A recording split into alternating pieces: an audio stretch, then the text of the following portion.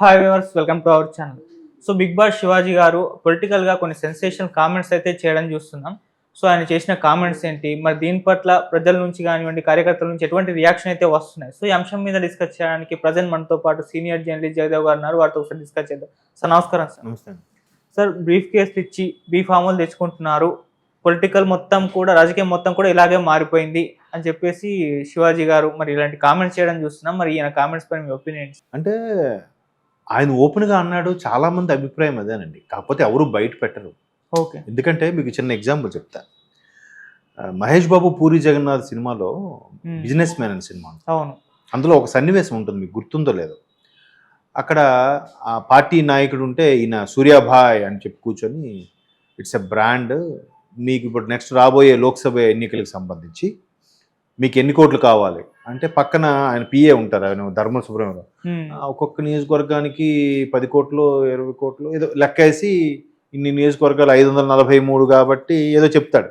చెప్తే ఒరే పిచ్చి పులక, ఎక్కడున్నావు నువ్వు, ఇంకా ఒక్కొక్క నియోజకవర్గంకి 50 కోట్లు మినిమం ఖర్చు అవుతుంది సంథింగ్ ఏదో చెప్తూ, మొన్న ఆయన ఆంధ్రప్రదేశ్లో అంటే అక్కడ ఏదో నియోజకవర్గం పేరు చెప్తే బీప్ సౌండ్ వేస్తాడు, సెన్సార్ కట్. ఆ ఒక్క నియోజకవర్గంలో 300 కోట్లు ఖర్చు అయిందని టాకు, నువ్వు ఇంకెక్కడున్నావు అని అంటాడు. అంటే అర్థం ఏంటి? ఖర్చు పెట్టేదే కాదు, సీటు కోసం కూడా తాపత్రయపడే వాళ్ళు ఉన్నారు. మొన్నటికి మొన్న సోషల్ మీడియా కూడా ఒకటి వైరల్ అయింది. ఇలాగే ఒక పర్టికులర్ లోక్సభ స్థానానికి 150 కోట్లు ఆ వ్యక్తి ఆఫర్ చేస్తే కానీ టికెట్ ఇవ్వలేదు అన్నట్టు కూడా వార్తలు చూసాం. అవును కదా, ఆ నియోజకవర్గం అభ్యర్థి విషయం పక్కన పెట్టండి. అలాగే మన్సూర్ అలీ ఖాన్ తమిళనాడులో ఒక మంచి నటుడు, విలక్షణ నటుడు. అవును. ఆయన రీసెంట్గా ఆయన త్రిషా మీద చేసిన కామెంట్స్కి ఇలాగే చిరంజీవి గారు కొంతమంది సపోర్ట్గా మాట్లాడితే, ఆయన ఎప్పుడు అంతే అలాగే మాట్లాడతాడంటే హర్ట్ అయ్యి ఆయన పెద్ద పెద్ద మాట్లాడేటాడు. నాకు తెలుసు చిరంజీవి గారు ఇంతగా తెలుసు కదా, నాకు పిలిచి అడిగితే నేను బాగుండేది, అలా కాకుండా ఆయన ఎన్నో గతంలో ఎన్ని చేశాడో నాకు తెలుసు, ఆయన ఓన్లీ ఆడవాళ్ళకి పిలిచే 80స్లో యాక్ట్ చేసిన హీరోని పిలిచే పార్టీ చేసుకుంటాడు, నాలాంటి వాడికి పిలవడు, ఆయన పార్టీ ఎందుకు పెట్టాడో తెలుసు, పార్టీ పెట్టి ఎంత సంపాదించుకున్నాడో తెలుసు, లాంటి టంగ్ స్లిప్ అయ్యే మాటలు కూడా ఆయన. అవును. అంటే ఆయన మాట్లాడడం కాదు కానీ చాలా మందికి కూడా అంటుంటారు. ఇప్పుడు ఫర్ ఎగ్జాంపుల్ అంతకుముందు కూడా చాలా విమర్శలు వచ్చాయి. కొంతమంది పార్టీ పెట్టినప్పుడు వాడికి సీట్ ఇచ్చారా, వాడి దగ్గర తీసుకున్నారా, వీడికి సీట్ ఇచ్చారా, వీడి ఎందుకు.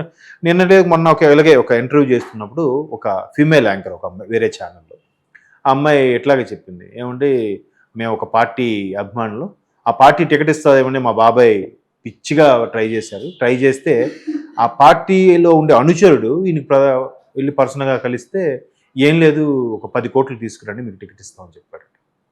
అయ్యో, అధినేతతో ఒకసారి మాట్లాడతామన్నా కూడా ప్రెసిడెంట్తో మాట్లాడదామన్నా అనుచరుడు ఆయన సోదరుడే, ఆయన అన్నాడంట, లేదు అన్నితో మాట్లాడిన ఇదే కావాలంటే ఒక 1 or 2 crores తగ్గించుకోండి. ఎంత అప్సెట్ అయ్యాడు సార్. అప్పటి నుంచి ఆ పార్టీ అన్నా ఆ వ్యక్తులన్నా ద్వేషించాడు సార్ మా బాబాయ్ అని చెప్పి ఆ ఫీమేల్ యాంకర్ చెప్పారు 2 days బ్యాక్. అంటే సర్వసాధారణం అయిపోయింది. ఎట్లాగో మరి అంటే చెప్పలేం.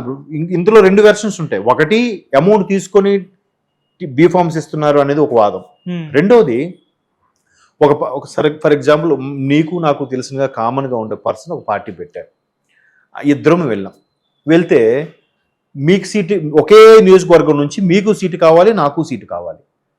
ఆయన ఏం చేశాడు, నేను కొద్దిగా వీడు ఎక్కువ మాట్లాడతాడు, పైగా కొంచెం వయసు కూడా పెద్దది, వీడికిస్తే నాకు ఎంత యాక్టివ్గా చేస్తాడో తెలియదు, వాడంటే మీరైతే కొద్దిగా యాక్టివ్గా ఉన్నారు, మంచి వయసులో ఉన్నారు, ఈయన కొద్దిగా నేము ఫేమ్ ఉంది, ఈయనంటే గెలుస్తాము, మనకి ఒక సీట్ యాడ్ అవుతుంది అని చెప్పి ఆయన ఆలోచించి, లేదా ఆయన బృందంతో ఒక సర్వే చేయించుకొని మీకు ఇచ్చాడు సీటు. అప్పుడు వెంటనే నేనేమన్నా తెలుసా, ఈ ఆదిత్య అనే వ్యక్తి మనోడికి బాగా ఇచ్చుంటాడు, ఎన్నో కోట్లు ఇచ్చాడు, అందుకే ఆడికి ఇచ్చాడు రా, నాకు ఇవ్వలేదు, నేను గెలుస్తాను తెలిసినా కూడా నాకు ఇవ్వలేదు, నేను గెలుస్తాను లేదు నాకు తెలియదు, నేను వెంటనే బురద వెళ్ళేస్తా. ఇట్లా కూడా కొంత ఉంది. అవును, అమౌంట్ తీసుకొని సీట్ ఇచ్చే అంశం ఉంది. ఇట్లాంటివి కూడా కొన్ని సందర్భాల్లో లేదు, ఆయన జెన్యున్ పర్సన్, ఆయన గెలుస్తాడు, అలాంటి వాడికి ఇవ్వాలి అనే నేపథ్యంలో అలాంటి వాడికి అప్పుడు ఇచ్చినప్పుడు కూడా, ఇప్పుడు మొన్న కాంగ్రెస్ సంబంధించి ఆ సిపిఎం ఒకటి గెలుచుకుంది కాబట్టి అక్కడ మరి కాంగ్రెస్ ఏం పోటీ పెట్టి అక్కడ మరి ఆయన ఏమి ఇచ్చి ఉంటాడు డబ్బులు, ఆయన ఏమి ఇవ్వడుగా.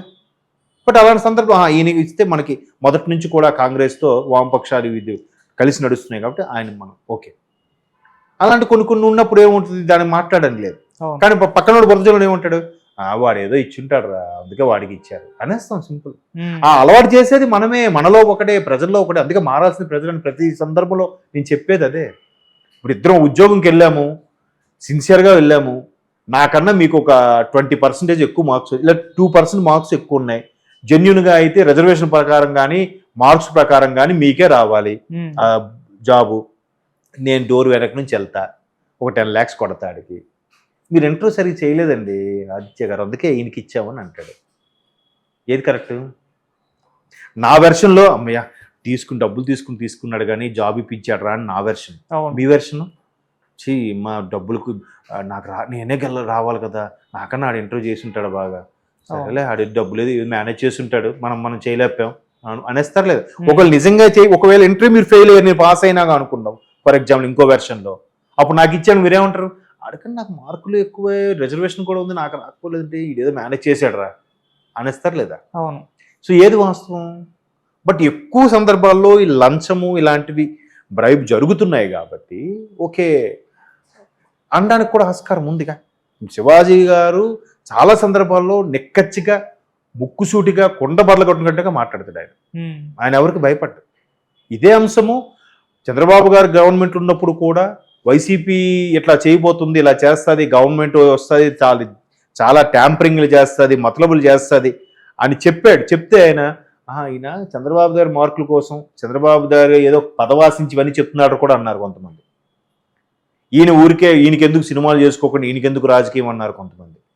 ఆయన అమరావతిలో ఇల్లు తీసుకొని ఉంటే ఈడి వచ్చి ఈడికి నెక్స్ట్ పోటీ చేస్తాడా, ఈడికి ఎవడు ఓటేస్తాడా అన్నారు కొంతమంది. అవేవో ఆయన యాక్చువల్గా ఆయన పోటీ చేయలేదు, పట్టించుకోలేదు. బట్ ఏవేవి జరుగుతున్నాయి, జరగబోతున్నాయి, కేంద్రం నుంచి ఎటువంటి సిఫార్సులు వస్తాయి, ఎవరికి సపోర్ట్ చేస్తారు, ఎవరికి నొక్కియడానికి చూస్తున్నారు, ఇవన్నీ ఆయన చెప్పాడు. మరి ఆయనకి ఎలా తెలుసో తెలియదు కానీ ఆయన చెప్పిన వాటిలో 70 to 80% వాస్తవాలే కదా. ఆయనకి ఎందుకు ఆ బాధ చెప్పాలంటే ఏదో చేద్దామన్న తపనో, లేదంటే ఏదో తెలియజెప్దామో, కొంతమందికైనా అవేర్నెస్ క్రియేట్ చేద్దామన్న తపనో మొత్తానికి ట్రై చేశాడు. మన బిగ్ బాస్ అంశం కూడా చూస్తే మొదటి నుంచి కూడా ఎందుకు రా చిన్నపిల్లలు, వాళ్ళతో మనకెందుకు వీళ్ళతో మనకెందుకు అన్నట్టుగానే పోయాడు ఆయన. ఏ గేమ్ ఆడకపోయినా కేవలం మాట తీరుతోనే. దానికి నాగార్జున గారు కూడా ఏం పేరు పెట్టారు, చాణక్యుడు అని పేరు పెట్టారు. చిన్నపిల్లలే మీరు. లాస్ట్లో ఇంకా డైరెక్టర్ టాలెంట్ ఉంటుందిగా, బిగ్ బాస్ డైరెక్టర్, సార్ మీరు రైజ్ అవ్వాలి సార్ మీరు చెప్పక అయ్యాడేమో బహుశా. నేనైతే ఆయన ఓన్గా అయితే అవ్వడు నాకు తెలిసి. శివాజీ గారు నిజంగా సొంత రియల్ మెంటాలిటీ అయితే ఆయనకు అవ్వడు. అక్కడ రైజ్ అయ్యాడు కొంతమంది మీద అంటే అక్కడ మరి డైరెక్టర్ స్క్రిప్ట్ అది కదా. సో అట్లాగా ఆయన మొదటి నుంచి కూడా ఈ సొసైటీ కోసం లేకపోతే ఇంక దేనికోసం ఆయన చెప్పాడు కూడా, సార్ నా మించుమించు 10 ఏళ్ళ కెరియర్ పోగొట్టుకున్నాను, అనవసరంగా ఇది నాకు వచ్చింది లేదు చేసింది లేదు, ఏదో ఆ రియల్ ఎస్టేట్ ఏవో చేసి 4 డబ్బులు సంపాదించుకున్నాను కాబట్టి ఇంక సేఫ్గా ఉన్నానంటే నాకు ఎందుకు సార్ ఇవ్వండి. మంచి ఆర్టిస్ట్, విలన్గా క్లిక్ అయ్యాడు, హీరోగా క్లిక్ అయ్యాడు, స్టూడెంట్గా క్లిక్ అయ్యాడు, ఒక టీవీ యాంకర్గా వచ్చిన వ్యక్తి ఈరోజు మంచి పొజిషన్లో వచ్చి ఇంకా మధ్యలో గ్యాప్ వచ్చేసిందంటే ఇప్పటికి మంచి ఆర్టిస్ట్, బ్రహ్మాజీ లాగా మంచి ఆర్టిస్ట్గా ఉండేవాడు ఆయన. శ్రీకాంత్ గారి లాగా మంచి మంచి క్యారెక్టర్ చేస్తూ ఉండేవాడు. అంటే చెప్తున్నాను అందరికీ ఆ డే. మనకు చాలా మంది కూడా ఎలా తెలుసు అంటే సొసైటీ ఏమైపోతే మనకి ఏం లే అనుకునే వాళ్ళు, ఇట్లా మాట్లాడే వాళ్ళు రేరు. బట్ జనాలు ఏమంటారు తెలుసా, వీడు ఏదో చెప్తాడులేరా, నువ్వు చెప్పాలిగా. నువ్వు ఇప్పుడు జనాలు అందరూ ఎలా ఉంటుందంటే ఆడితో మనకెందుకు, ఎవరి దగ్గర బ్యాడ్ అవ్వకూడదు, అందరితో నవ్వు అనుకుని వెళ్ళిపోవాలి. ఎందుకా ఇది ఆ నచ్చపోయారా మనకి ఎందుకు లేరా అట్లాంటి ధోరణి. అయ్యో అలాంటి వాళ్ళ వల్ల నష్టం, మనం కనీసం ఖండిద్దాం, చెప్దాం. అంతెందుకండి, మనం బండి పెడితే మన వెనక ఒకటి బండి పెడతాడు వచ్చి, బాబు నేను వెళ్ళాలంటే నీ బండి తీయాలి కదంటే 5 minutes వెళ్ళిపోతాను అంటాడు. 5 minutes మరి రాడాడు అప్పుడే. అలా బాబు అలా పెట్టద్దు, నాకు తీయడానికి ఇబ్బంది, పక్క పెట్టని చెప్పడం కూడా నీకెందుకురా, కావాలంటే పక్క జరిపి నువ్వు వెళ్ళిపో. ఇట్లాంటి మెంటాలిటీ ఉన్న ఈ రోజుల్లో ఆయన ఓపెన్గా కొన్ని వాస్తవాలా కాదా? అవును, చాలా వరకు కూడా టికెట్లు ఇవ్వాలంటే పార్టీ ఫండ్ కొంత ఇవ్వాలని చాలా వార్తల్లోనూ చాలా మంది విశ్లేషకుల అభిప్రాయాలను కూడా చూసాం. పార్టీ ఫండ్గా కొంత ఇవ్వాలి, తర్వాత ఖర్చు పెట్టడానికి కావాలి. ఇప్పుడు చాలా మంది కొంతమంది ఓడిపోతారు అనుకున్న పార్టీల్లో టికెట్ ఇవ్వకపోతే చాలరా బాబు అనుకుంటున్నారు. ఎందుకు? ఒక లోక్సభ స్థానానికి కనీసం 50 కోట్లని ఖర్చు అవుతుంది. పార్టీ ఫండ్ ఇవ్వడం దేవుడు ఎరుగు. ఇది గెలుస్తాడు లేదు గ్యారంటీ లేదు, గెలిచిన తర్వాత ఏం సంపాదించుకుంటాడు లేదు చెప్పలేము.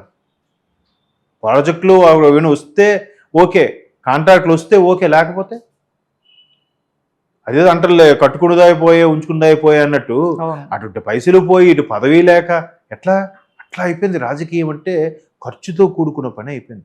వాడు వెనక మంది మార్పులు, వాళ్ళకి మందు, పెట్రోలు, డీజిలు, తిండి, తినడాలు, టీ ఖర్చులు, వాళ్ళకు ఉండడానికి ఎలక్షన్స్ ముందు ఏదో ఒక పార్టీ ఆఫీస్ తీయాలి, వీరిని జనం మంది అంతా పడుకోవడానికి ఒక రూమ్ తీయాలి.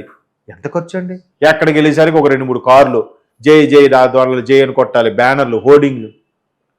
నిజంగా ఇప్పుడు వచ్చిన కొత్త ట్రెండ్ ప్రకారం అయితే అసలు వీళ్ళందరికన్నా హోర్డింగ్లు, బ్యానర్లు చేసేవాళ్ళు బాగా సంపాదిస్తున్నారు. 2 నెలల్లో సంవత్సరం పొడవునా కావాల్సిందని సంపాదించేస్తున్నారు.